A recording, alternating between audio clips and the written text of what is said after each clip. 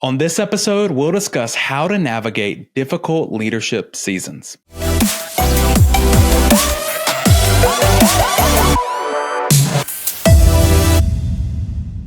Well, hey there, and welcome to another episode of the Church Leadership Lab podcast, the show that is dedicated to inspiring leaders and empowering healthy churches. And we do that through conversations, interviews, and stories, all as we explore what's happening in ministry today and how pastors and leaders can navigate what lies ahead. I am your host, Kendall Connor, joined today by my co-host, Jessica Moore. Hey, Jessica, how are you?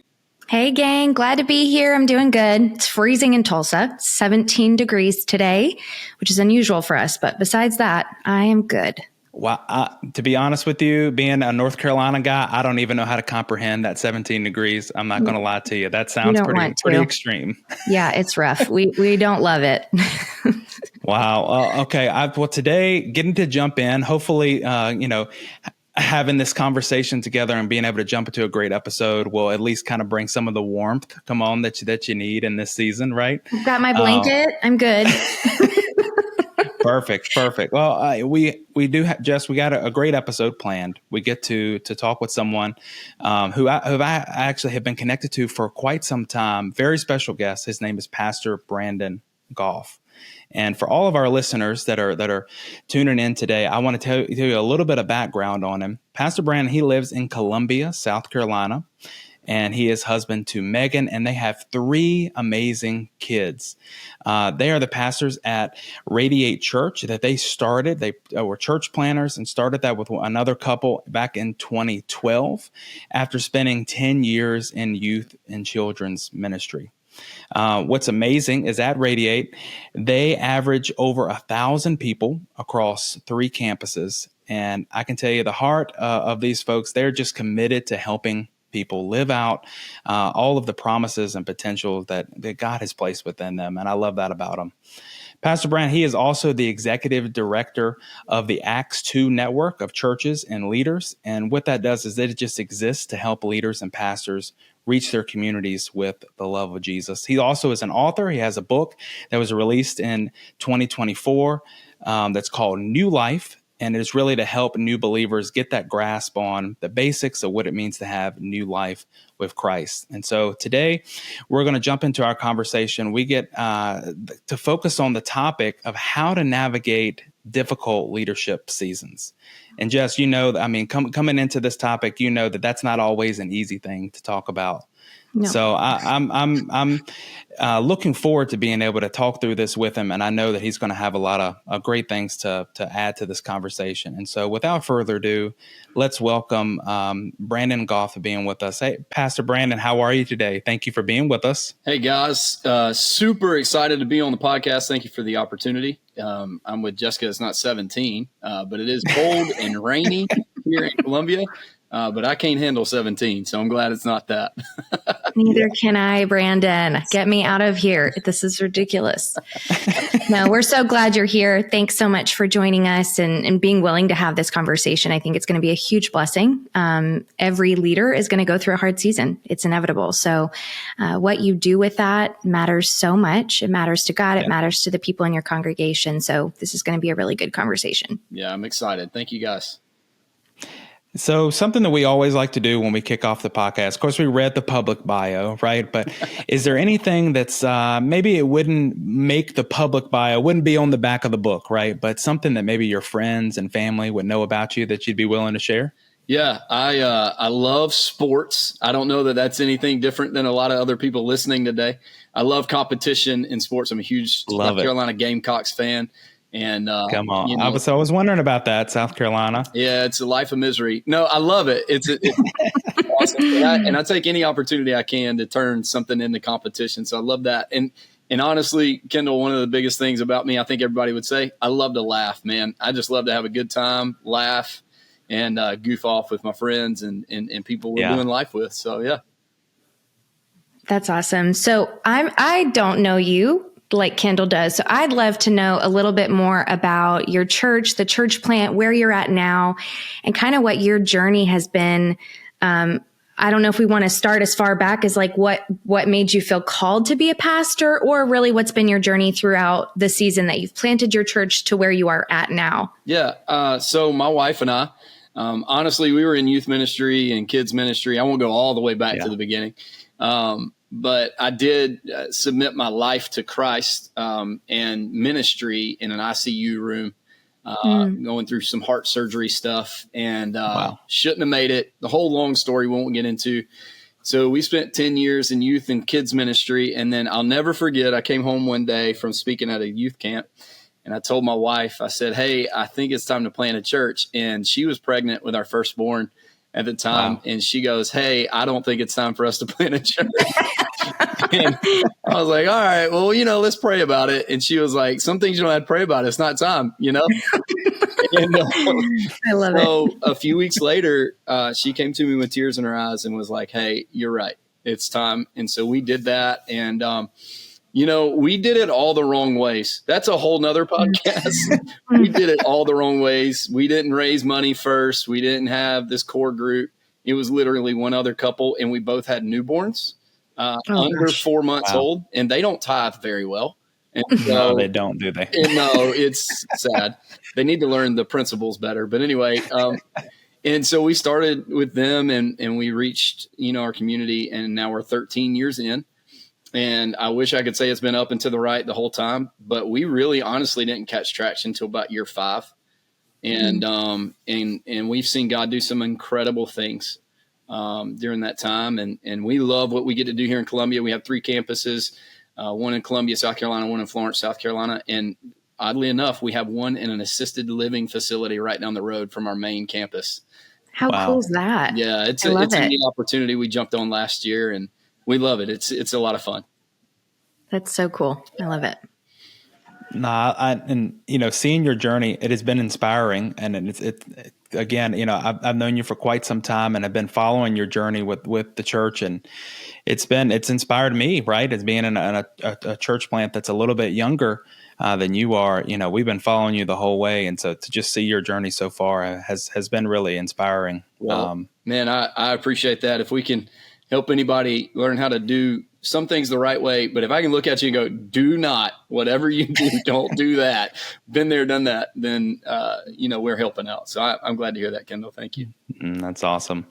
I know, listen, it's no secret. Being a pastor is not an easy job, right? And I know that you have faced some difficult seasons, in the time that you've been a pastor, and I've heard some of this, but I want to make sure that we can kind of talk through some of these today. And I know that you've personally navigated some, different seasons that have been kind of tough as a leader. Would you be willing to share any of that story with us today? Yeah. So, I had the craziest and hardest year of my life, personally, professionally, relationally, honestly, in every sense that you could imagine last year. And, leadership is hard. It's difficult. I mean, you go from, it can be as hard as losing a long-standing family in your church, and that's hard. It's difficult, to losing a family, like, losing a family member of death or something. And there's so many different ones, and you go through them. And like I said, I've been pastoring in some sense for 23 years, 13 as the lead pastor here. And so you kind of get this thing where you know how to go through stuff.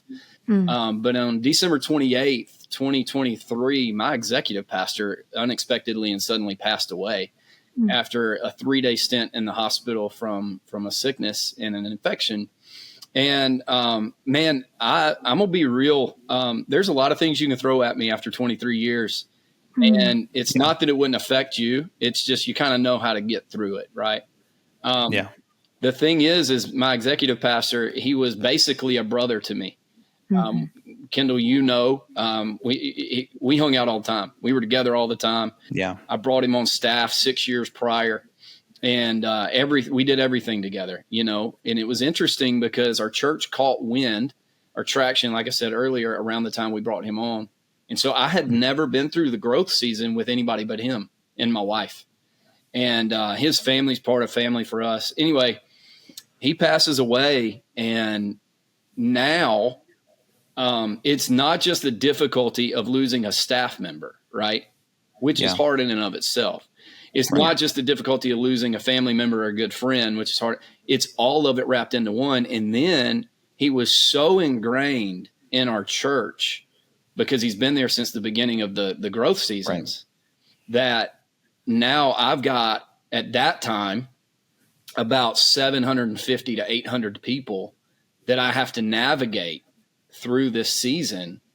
But not only that, I have his young daughter, his 5-year-old daughter, his wife, my 3 kids who knew him as Uncle Travis, you know, and then I've got to deal with it. You know? Right. And so it was just honestly, Kendall, the hardest part of that entire thing for me was you can be trained on how to deal with professional things.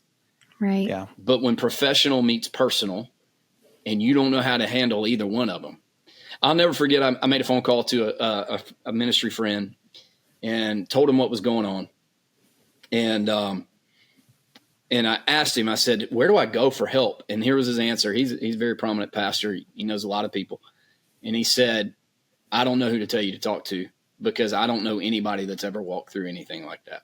And that's a hard feeling, right? You know, and I'll never forget that. Not in a bad way. I just remember God going, we're going to figure this out together. Yeah. And I remember people that you and I both know, Kendall, call and just go, how you doing? And I would, you know, a great friend of mine, John Mark Redwine, called me one time and he just said, how are you? And I couldn't speak. I just wept on the phone for, I don't know, probably 5 minutes straight. And he sat there the whole time. So I say all that to set up, like, you can be prepared for difficulty. But you better be prepared to go through things that you're not prepared for too. And it's hard. It's real hard sometimes to go through those prepared for seasons. How do you do that? You know? So that's a little backstory for the season that I'm honestly a little bit still in the midst of, if I'm honest. Sure. Well, and I want to make sure that I take time to say, just tell you, Brandon, I mean, I'm so sorry for everything that you went through with this. And, you know, I know that this had to be really, really challenging. I mean, I can't imagine how difficult it was for you and for your family, for his family, for your church. And so, I'm so sorry that I know that talking with you the other day before we recorded this, hearing kind of what God has been working in you and how he's been able to bring, has been able to bring a new season after this. I know that, you know, we can see how faithful God is through it all, but I wanted to take a minute to pause and just say, I'm so sorry for how difficult this was. And I know that you've learned a lot through it and all the different things, but I'm sorry that it had to come like this. Right. Well, man, I appreciate that. And, I'd just say to anybody listening that, don't miss lessons in the midst of, difficult seasons, because it's always there. Yeah. It's a good word for today, for sure. Yeah. Keep your heart soft as much as you can. Walked through a similar season this past year as well. And I think that's the biggest takeaway for us as a family is just keep your heart soft. If you become hard, then you can't help others. You can't learn from it. You can't grow from it. You know, it becomes something that breaks you, right? Instead of builds you. So I agree very much. That's anything that's built is in pieces at some point. And so sometimes you have to be broken into pieces to be built back together in a stronger way. And you're absolutely right, Jessica. Good word. And I want to make sure that we don't skip over this as well. Now, this is a very a unique situation, and you spoke to that some. Yeah. What are maybe some of the other difficult seasons that pastors or ministry leaders might find themselves in? And you named a couple, but I want to make sure that we cover go through some of those together. Oh man, there's so many. You know, there can be anything from, you know, factions in the church, depending on what you're going through that rise up against vision, to loss in the community and devastation in the community, natural, you know, disasters. We've seen a lot of that over the past, you know, few years, starting with COVID, I would say. And then, you got the wildfires and you got the floods and all that stuff. Those are devastating to the community. And if you're a voice to the community, now you have to navigate an entire community and church and individuals all at the same time through those things. And it can be anything from a large giver to a prominent family to a staff member, abruptly leaving. That stuff hurts, as a pastor. I don't know how many senior pastors or lead pastors we have on that watch and are on this podcast, but the reality is that stuff hurts, man. And it's okay to admit that. I mean, when you pour in, even leaders, when you pour in spiritually, you get tied to people. And when they walk away, and especially when they walk away in a difficult way. So there's all kinds of emotional, spiritual ties that can take place that hurt to devastations in the community, in natural disasters, things like that. And anything to now, I don't even know why our attendance is dropping, what's going on. And that can feel like a disaster. That can feel like a difficult season. And there's so many, so many in leadership. Sure. Well, and I know that you had shared with me some about the different kind of phases that follow. I know that when something happens, there's that initial shock, but then there's some seasons that kind of come after that. Would you be willing to share any of that with us today? I know that as we have discussed before, you've started to find a place of healing both for yourself and for your church since this. But can you talk us through what those phases are like? Yeah, so I'm gonna be honest. I'll share kind of the three stages and phases, if you will, that I feel like our church and we went through corporately. And I didn't even realize we were going through the stages at the time. I really felt like around October, I looked back and God was like, "Here's what we've done over the course of time." And so, that happens in December. And obviously you got the funeral, it is very public. He was very well known. And so you start coming together and now you got questions from people that are like, well, we prayed. If I'm going to be transparent today, we had a worship night in the foyer of the hospital, a prayer vigil at the church. We prayed for healing. And so the hard part is, what happens when what you pray for and believe for doesn't actually happen? And that's easy to preach. It's hard to live.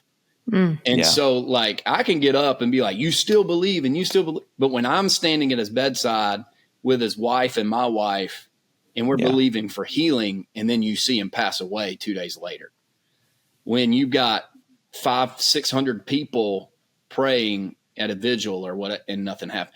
And so now you have to deal with those questions. You have to come together and go, where was God? What happened? All this. And so what happened is the first phase I felt like we went through was about probably, if I look back now, it was probably a 8 to 12 week period. So 2 to 3 months of what I called galvanize. And it felt like we just galvanized together. It was a moment. We built, Kendall, we built our church on love and relationships. We're very relationally driven. And I think that helped us a lot in this phase, because you got to get to this point where everybody that's affected comes together and is affected together. They walk through it, talk through it, cry through it, pray through it, worship through it, all that together. And so you galvanize everybody. You create these opportunities for everybody to come together, ask their questions. And I would say to any leader today that maybe is going through something and you're in that season where you're having to answer questions. Sometimes it's okay to go, I don't know.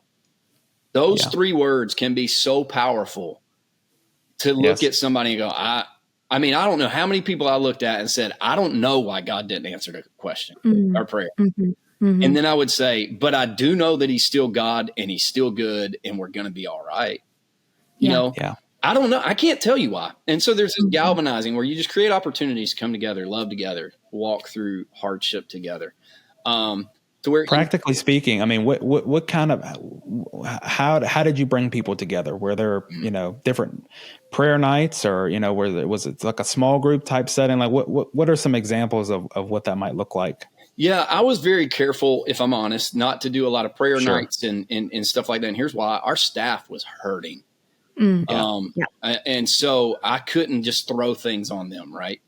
I had to be very delicate with that. And I was hurting. I didn't want to preach. That's a whole, we can lean into that later if you want, but all this stuff. Right. And so what we did is we really leaned into our life groups. And we were like, guys, just create opportunity to talk. In sermons on Sunday mornings, you got everybody here. And we grew a lot during that time, oddly. But the reality is like, you don't shy away from the topic that everybody knows about. Talk about the elephant in the room. Another practical way, living room, kitchen status. Like we were at his house with his family a lot.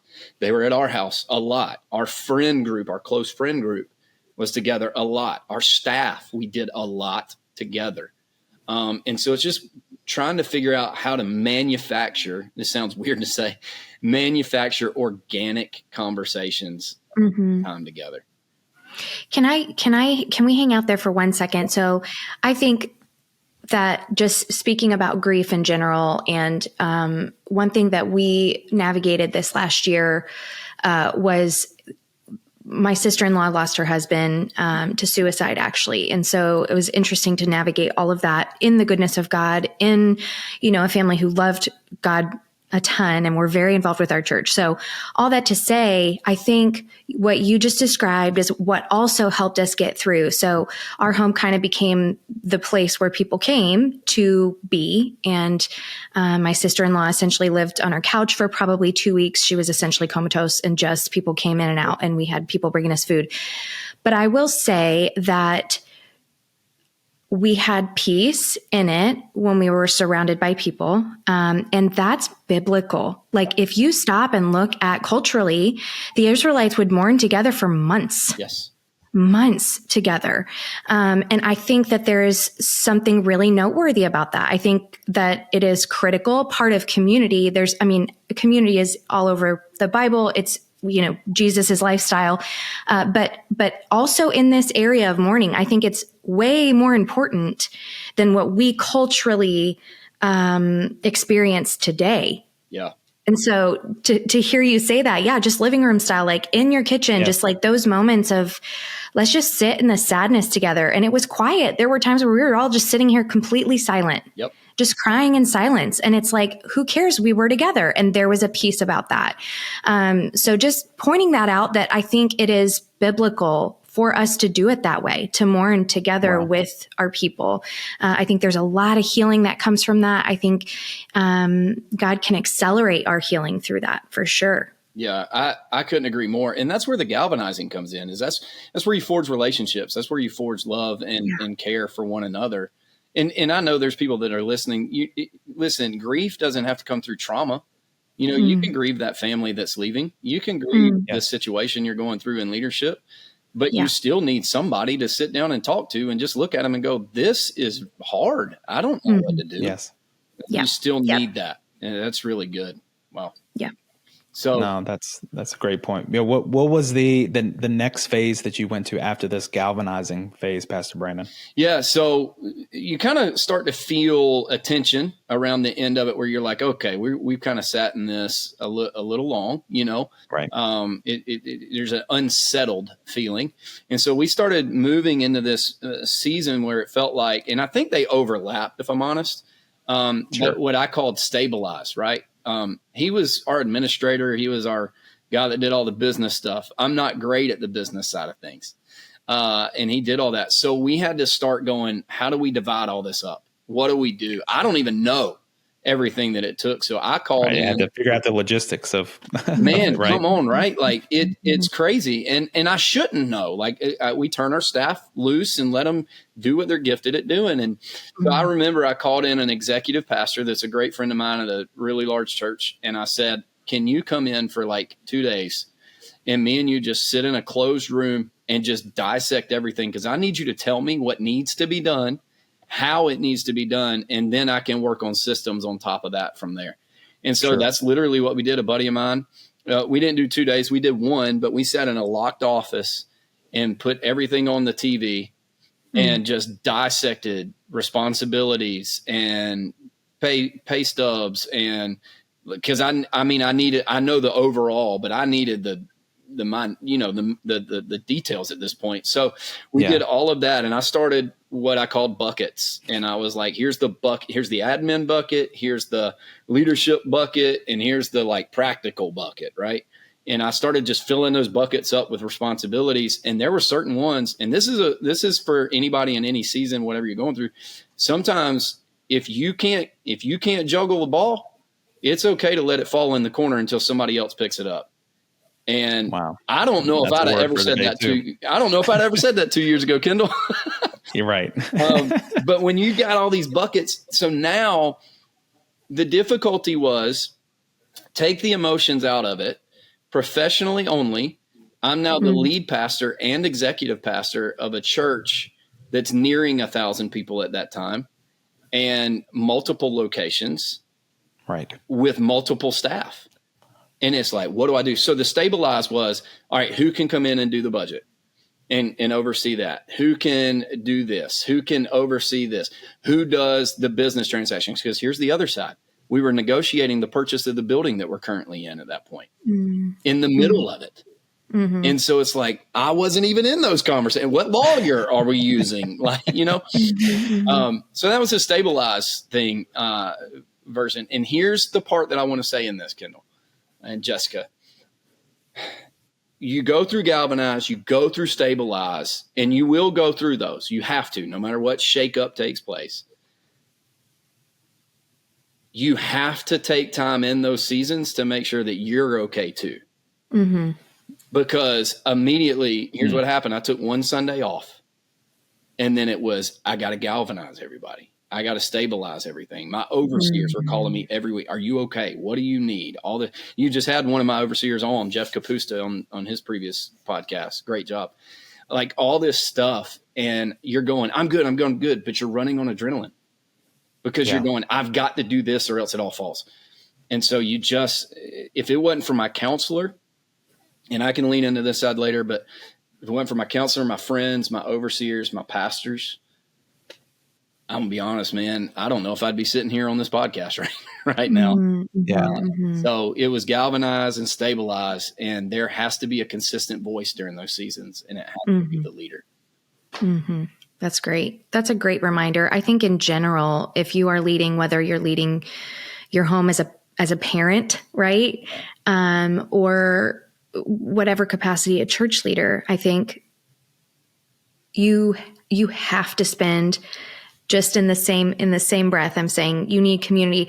You also need that quiet time with the Lord and that time to reflect and say, how am I really doing? Because you can't pour from an empty cup. Yeah. And those wounds are real, right? In the same way that God can miraculously heal, physical wounds or infirmities or whatever else, God can absolutely heal emotional wounds, but there's work that needs to be done there. And so without doing that work, it is very easy for Satan to come in and use those in an opposing way or in a distracting way, or you hit this boiling point and then the things that you should have healed from weren't healed from. Right. And now you are hurting everybody else around you. So yeah, it's super, super critical. It is. And it's vitally important. I had a pastor mentor one time. He told me, if you walk into a grocery store bleeding out, they're going to kick you out and close down the place. If you walk into an emergency room bleeding out, they're going to get you help. It's all about bleeding out in the right place.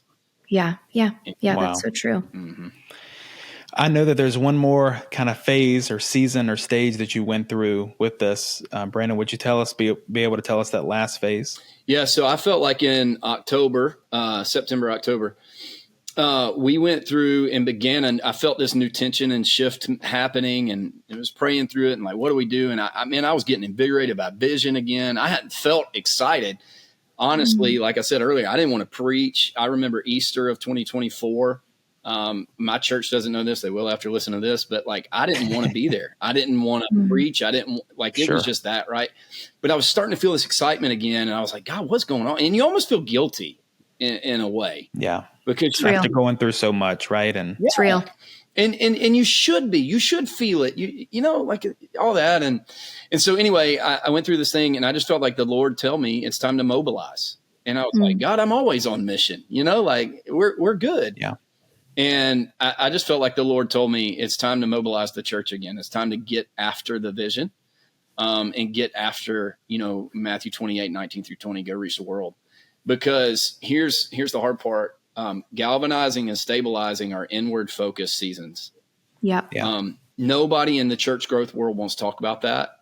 But when you go through certain things, you need some inward focus time to care and love each other, right? Like you just do. But there also comes a point where you got to go, but we still got mission, but we still got vision. There's still people going to hell in our community and we got to reach them. And there's still people forfeiting their purpose, and we're not about that.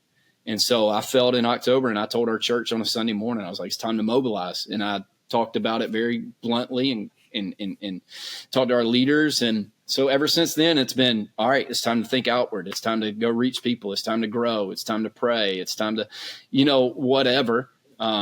Obviously, we never stop praying. Let me just say that for people that are questioning. No, I think we know what you mean. Yeah. It's time to do what we need to do to reach people. Permission to move forward with purpose, right? There you go. I like that. See, I'm writing that down. You're better than me. That was good. It makes sense. And I do appreciate what you said about, you feel kind of guilty in that, but there does come a time when, as a leader, I think of the ministry leaders that are listening to this today, that no matter what unexpected challenge came their way, right? Yeah. You have to take the time to be able to process it and to share that with others and go through that. But there does come that moment when it is time to pick things up and to go again. Would you agree with that? Oh, absolutely. I think you can hang out in the inward focus so long you become stuck. And so you're sitting in the feeling and in the pain and the frustration, and whether it's a family leaving, a pastor leaving, whatever, it's okay to sit back and go, man, this season's hard. Like this, I don't get it. Like this is tough. But there comes a point where you got to go, all right, enough's enough. It's time to move forward. I can honor them. Like with Travis, I think about Travis every day. I have a corner of my desk with his name tag on it. And like, he's just a part of my life all the time. I just took his name off my speed dial in my car. Like all that stuff. Like I still honor him every single day, right? But you're still missing. And that's important too. Absolutely. And so you can't hang out so long. I say it like this now. And this is words that's come to me, and I don't want to preach a message and prolong anything, but it's we can make the choice to live with open wounds or healed scars. And open wounds promote pain, but healed scars tell stories. And there's a point where like I got to come to the place where I go, man, I'm hurting, and I'm never going to forget this man or this moment or this thing or this situation, but it will be a healed scar because God's still got more for me to do here. And there comes a point where you got to move forward and stop sitting in the pity of it all. Okay. So obviously we know at this point, everybody's going to experience some sort of grief, disappointment, a hard season in their leadership. So when those moments hit as a leader, it is obviously a huge part of your role to respond to the people that are looking to you for guidance and leadership. And so help us explain how you can do that in a way that fosters stability and hope and even peace, joy, all the good things in that really hard season. That's such a great but hard question, because every situation is different. And like you said, it's not if you hit hard times in leadership, it's when. It's going to happen. Sure. And so just prepare yourself in leadership. It's not all rainbows and Skittles. It's hard. Leadership costs. And sometimes it costs hard things and times. But here's what I'd say. I'd say, number one, always acknowledge what you're going through, right? Personally and corporately. It would have been silly for me to walk in to our staff meeting the week after and be like, I'm good. Everything's fine. Nothing ever happened. That'd have been silly. Yeah. Now, this is a dramatic situation, and I understand that, but it's still the same silliness. So what I did is we kept his chair and his favorite energy drink that he would drink right there at our staff meeting table for 2 months, because it was an acknowledgement that we're still hurting and healing. It's still hard. It's still difficult. It doesn't make sense. And that is okay. So acknowledge that within yourself. When people look at you that you trust, not everybody, and they're like, how are you in this? Don't look at them and say you're okay if you're not. Yeah. If you trust them, look at them and go, I'm struggling. I'm struggling. It's week to week, day to day right now. So it's acknowledgement. And then to sound super spiritual for a minute, it's always hold on to hope and vision. Vision pulls pulls you when everything else wants to hold you. Yeah. And so like, you got to grab that vision from God and go, right now, I may not see all this. I may not feel all this. I may not even want to get out of bed tomorrow. This is hard, but I'm going to show up at the office with a smile on my face. I'm going to fake it till I make it at times. And I know pastors, sometimes we're like, don't do that. Sometimes you got to walk in the office with a smile on your face when you don't feel like smiling. I went through that for a year. You know, and you got to hold that vision and go, God, I know what you said to me. Even when I don't see it right now, I'm going to hold on to what you said, because you are not a God that changes according to circumstance. You're a God that changes circumstances. That's good. And so you just got to grab it, hold on, and then you just got to chase that with everything you got. And always, here's the thing, do not hang out on the acknowledgement of negativity. Like, acknowledge it and then speak vision, speak truth, speak hope in the midst of it. That's really good and really encouraging. And on the subject of being encouraging, what encouragement would you offer to any ministry leader, any pastor that's listening right now who may be struggling to lead during a tough season? You know, what would you say to them? What's that first step that they can take to healthy rebuilding? Oh, man. First of all, the enemy will move in and try to tell you that the problem is you. And I would just tell you, you're not a victim. Wow. You're still a victor. The reality is the circumstance may have taken place and the circumstance may have happened and you may not have been able to do anything to change it. But whoever said that you'd be able to change everything anyway? So it's time, you know, there comes a point to where the circumstance happened, whatever it is, as small or big as it is, as traumatic or non-traumatic as it may be in your life. Yes, it happened. But my question to you would be, what are you going to do about it? What are you going to do to fix it? What are you going to do to chase vision? What are you going to do to chase what God put in your life? Because just because a circumstance happened don't let a circumstance take from you what God gave you. God gave you the vision. God gave you the gift. God gave you the ability. God gave you the wisdom. God gave you the spirit. God gave you all that. Don't let circumstance take it from you. So even when you're sad, depressed, hurt, frustrated, confused, whatever, take your few weeks, lick your wounds, go through what you need to go through, talk to your counselor, talk to your friends, talk to your staff, lean on those people, whatever you got to do, but don't you dare give up, because God called you to do it. To say an old preacher phrase, right? If he called you to it, he's going to bring you through it. And he will. I promise. It's going to hurt and it's going to be hard. And you may be dragging your knees across the gravel when he's doing it. But I promise you there's going to come a day. And I just want to encourage somebody for a minute. I promise you, if you'll go through it with God, there will come a day where you'll stand on your own 2 feet again and you'll look yourself in the mirror and you will say, I've got this because God's had me the whole time and it's time to go again. Wow. That's awesome. What a word. And man, it is encouraging to just see how, you know, it's when put through an impossible situation, right? How just seeing the way that God has moved and God has been faithful in that situation. And honestly, I just want to, you know, hats off to you, because I know that leading through things that are ultimately completely out of your control, right? You know, things that you had no control over, you know, have been able to guide your community, guide your congregation through that. And I think it will be inspiring to our listeners today. I hope so. Thank you. Well, you know, coming off of, I mean, that somewhat of a mini sermon you had there at the end. I mean, I feel like I need to get excited over here. I need to shout over here or something. God. Maybe just give a good amen. Yeah. But as we wrap things up today, we'd love to finish off with a rapid fire final round. Would you be up for having a little bit of fun with that as we close things out today? Let's go. Whatever the prize is at the end, I'm for it. Let's do this. I'll take Jess, number one. Would you lead us through? Yes.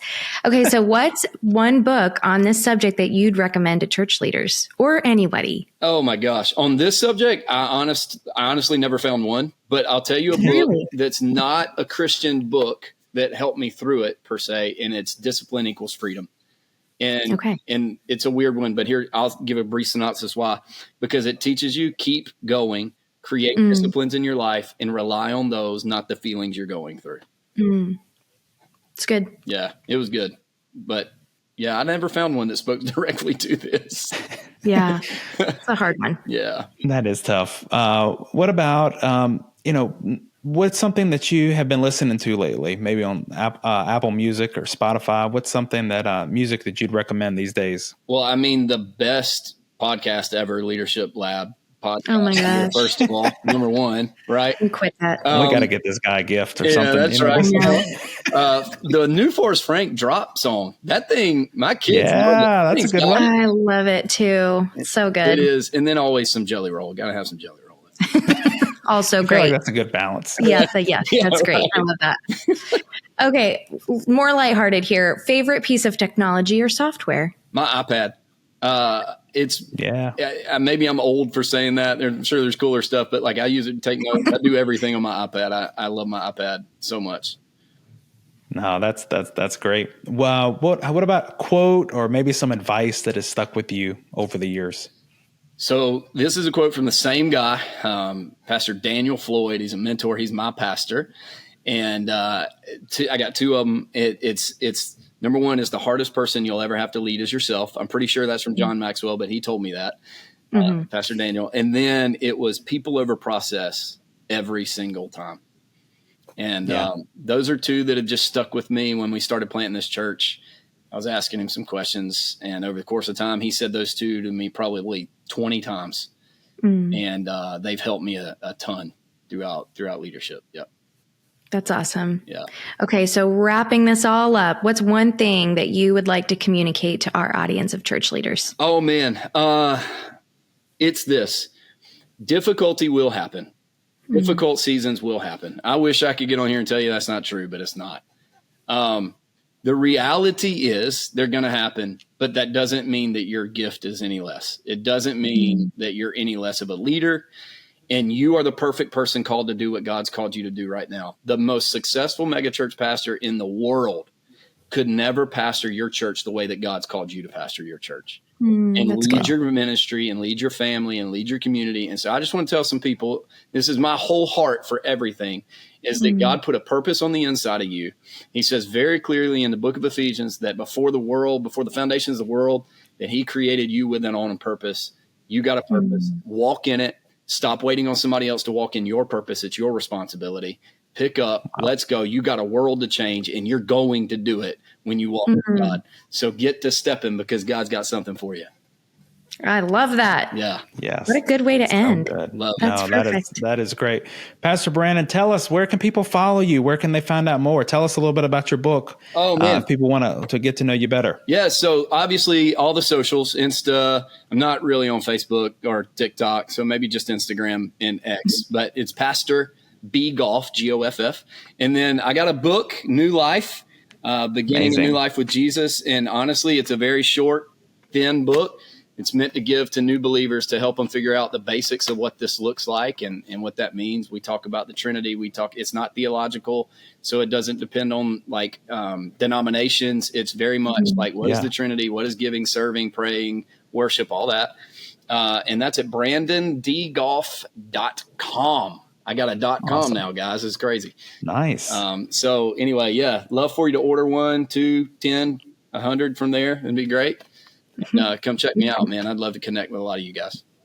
That's awesome. Well, Pastor Brandon, thank you so much for spending some time with us today and for taking the time to walk us through some of your journey and for being so transparent and open. I know that's going to be beneficial to a lot of leaders. Awesome. Well, thank you for the opportunity, man. It was an honor to be with you and Jessica today and all the people that are listening and watching this thing. What an honor to be here. So thank you so much.